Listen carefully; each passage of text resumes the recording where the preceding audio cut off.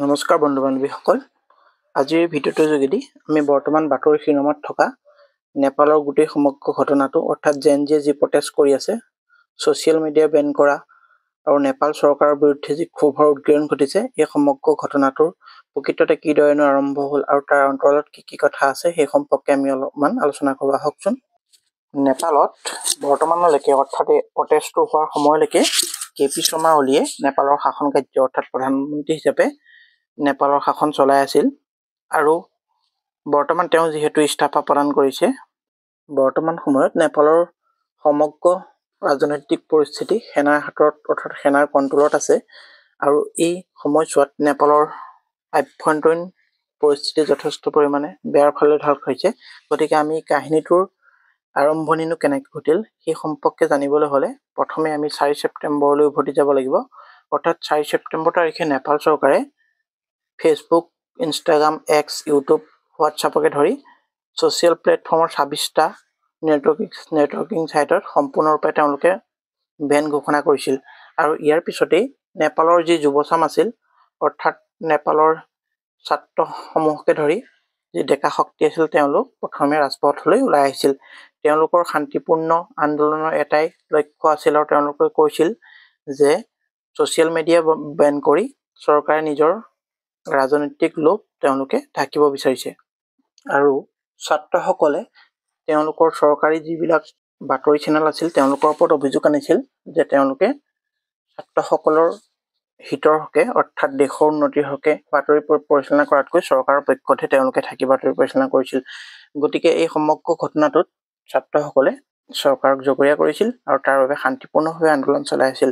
কিন্তু 8 ছেপ্টেম্বৰ তাৰিখে হঠাতে চৰকাৰে এটা হঠকাৰী সিদ্ধান্ত গ্ৰহণ কৰে আৰু সেই আন্দোলনকাৰীসকলৰ ওপৰত অৰ্থাৎ শান্তিপূৰ্ণ ছাত্ৰসকলৰ ওপৰত তেওঁলোকে গুলীচালনাৰ নিৰ্দেশ দিয়ে আৰু এই গুলীচালনাত কমপক্ষেও 18জন ছাত্ৰৰ মৃত্যু হোৱাৰ বিপৰীতে বহু সংখ্যক ছাত্ৰ ছাত্ৰী চিৰদিনৰ কাৰণে ঘূণীয়া হৈ পৰে আৰু তেওঁলোকৰ এই আন্দোলনে সচিবালয়ত অগ্নিসংযোগ কৰা হয়, চৰকাৰী সকলোবিলাক কাৰ্যালয় জুই জ্বলাই ধ্বংস কৰি দিয়া হয় আৰু চৰকাৰী নেতাসকলক ব্যক্তিগতভাৱে আক্ৰমণ কৰা হয় আৰু ব্যক্তিগত যিসমূহ তেওঁলোকৰ বাসগৃহ আছিল সেইসমূহ জ্বলাই দিয়াৰ লগতে পূৰ্বৰ প্ৰধানমন্ত্ৰীৰ পত্নীক তেওঁলোকে ৰাজপথতে জ্বলাই হত্যা কৰে আৰু যিমানবিলাক সাংসদ আছিল বা সংসদৰ যিমানবিলাক নেতা আছিল তেওঁলোকক ব্যক্তিগতভাৱে আক্ৰমণ কৰা হয়, তেওঁলোকৰ গাড়ী ভঙা হয়।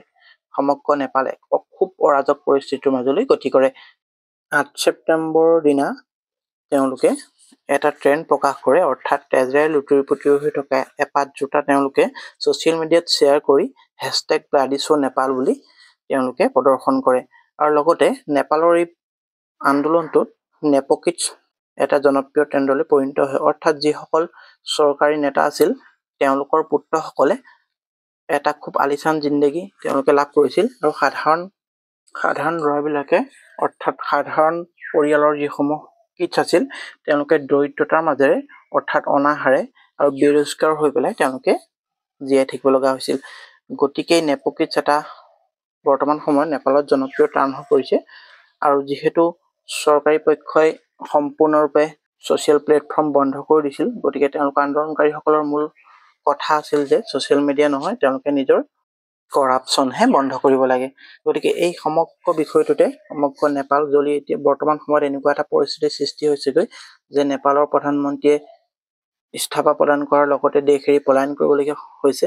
নেপালৰ সমগ্ৰ যিমানসমূহ চৰকাৰী কাৰ্যালয় আছিল সকলোবিলাক জ্বলি ছাৰখাৰ হৈ গ'ল। তাৰ পিছতো কিন্তু নেপালৰ যুৱচাম এতিয়াও ক্ষান্ত হোৱা নাই। গতিকে নেপালৰ ভৱিষ্যত কি হ'ব সেই লৈও বৰ্তমান সময়ত সমগ্ৰ বিশ্ব চিন্তিত হৈছে। এতিয়া প্ৰশ্নটো হ'ল যে নেপালৰ ৰাজনৈতিক ভৱিষ্যত কি, অৰ্থাৎ ইয়াৰ পিছত কি? সদায়তো আন্দোলনৰ যোগেদি এখন দেশ কেতিয়াও চলি থকাটো সম্ভৱ নহয়। গতিকে ইয়াৰ পিছত নিশ্চয় কোনোবা নহয় কোনোবা ৰাজনৈতিক দল আহি পেলাই নেপালত শাসন কৰিবই লাগিব। কিন্তু তথাপিও তেওঁলোকৰ এই আন্দোলনে এইটো দেখাই দিলে, অৰ্থাৎ নেপালৰ বৰ্তমান সময়ৰ ৰাজনৈতিক পৰিস্থিতি এইটো দেখাই দিলে যে যুৱ শক্তিৰ হাতত প্ৰকৃত শক্তি নিহিত হৈ আছে আৰু চৰকাৰ কেতিয়াও সকলোৰে ওপৰত হ'ব নোৱাৰে। জনসাধাৰণে ইচ্ছা কৰিলে চৰকাৰৰ বেয়া কামসমূহৰ পৰা চৰকাৰক বিতাড়িত কৰিব আৰু চৰকাৰ কেতিয়াও ৰাষ্ট্ৰ হ'ব নোৱাৰে। এই কথাটো বৰ্তমান সময়ত প্ৰমাণিত হ'ল। লগতে নেপালৰ যি ৰাজনৈতিক পৰিস্থিতি মূলতঃ এইখিনি আছিলে।